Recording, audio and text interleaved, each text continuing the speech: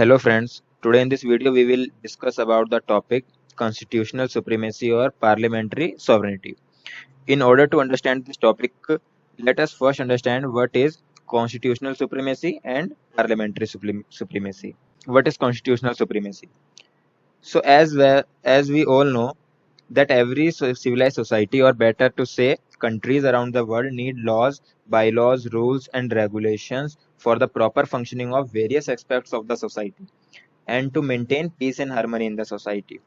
Constitutional supremacy means constitution is the supreme law of the land and every other law is subject to the constitutional principles and provisions.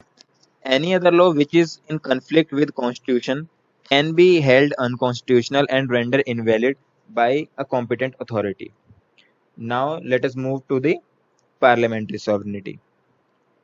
In democratic and sovereign nations around the world, the law-making power is conferred on to the parliament. Parliament has power to pass new laws or amend the existing laws. But when this power is conferred absolutely upon the parliament, that is, no authority can question or challenge the act of the parliament, this is known as parliamentary sovereignty. In order to understand the concept better, let us look into the features of these two principles. So here, first let us look at the constitutional supremacy. So here, written and rigid constitution must be there. So if constitution is not rigid or it is flexible, it can be easily amended by the parliament. So constitutional supremacy cannot be upheld. And next is distinction between constitutional law and ordinary law, which means constitutional law must be supreme over the other ordinary laws. And next, parliament itself was created and functioning with regard to constitution. As we can take the example of India. In case of India, parliament is functioning under the constitution. Its power is conferred by the constitution of India.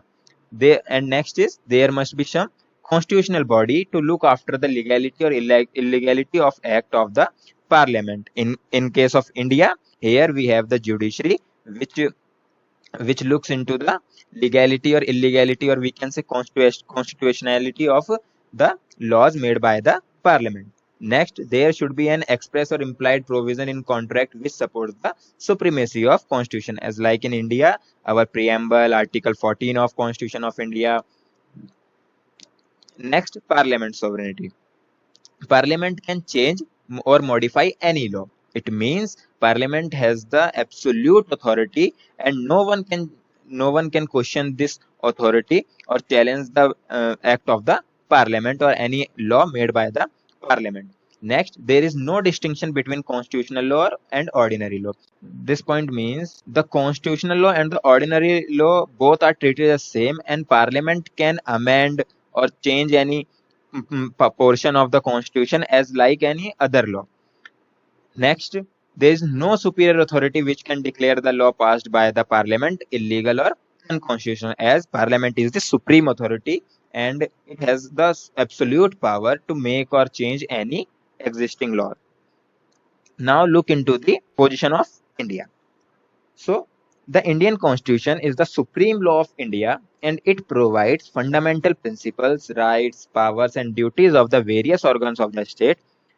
Indian Constitution reflects constitutional supremacy over parliamentary sovereignty, as it is not created by the parliament but by the Constituent Assembly and adopted by its people. We can refer to these two cases. Constitutional supremacy was explicitly highlighted by in the case of Minerva Mills, whereby the Supreme Court held that people of the country, the organs, the government, legislature, executive, and judiciary all are bound by the Constitution, which is paramount law of the land. Nobody is above or beyond the Constitution. Every law made by the parliament is subject to the interpretation by the Supreme Court in the light of ideals and objectives of the Constitution, and if they go beyond or above that, they can be held null and void, or we can say unconstitutional by the court. And in addition to the Minerva Mill case, the Keshwanand Bharti case also strengthened the position of constitutional supremacy in India, as in this case, the Supreme Court of India reiterated the doctrine of basic structure, which means the parliament cannot amend or change the constitution up to that extent which will be detrimental to the basic structure of the constitution. Article 14 of the Indian Constitution also provides for equality before law and equal protection of law. The term equality before the law is adopted from English common law, which means everyone is equal in the ages of law and no one is above the law. Now, let us understand the concept of judicial review.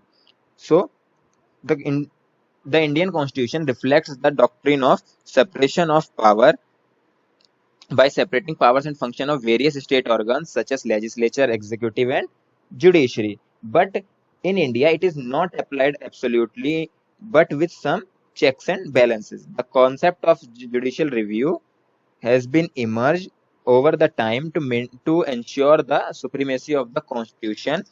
This concept gives the power to the judiciary to review the actions of legislature, executive, and judiciary, and if any of the act of these organs is in contradiction with the constitution, then the courts have the power to render it unconstitutional.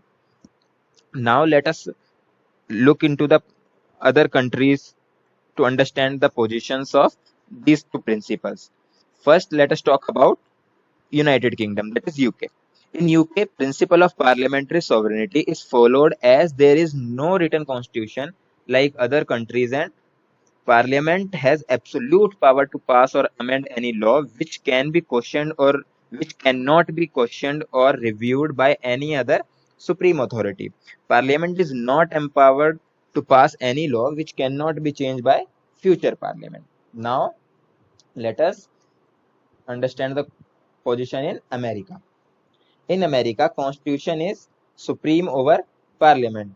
Article 6 of the Article 6 of the American Constitution is known as Supremacy Clause, which provides that state government cannot pass any law which contradicts the constitutional provisions. Next is Israel.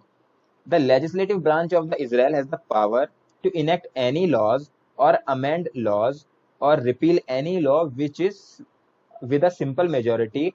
Even the new law is in conflict with the basic law of the Israel. Hence, in Israel, supremacy of parliament is in upfront. Next is Finland. In Finland, the sovereignty of the state lies in its people, or it is better to say with parliament. Parliament can pass or amend any law, and no court of law has the power to challenge the validity of the law. Thank you, friends. Thank you for watching our video. Like, share and subscribe to our channel and press the bell icon for the latest updates. And also check the link in the description to read the full article.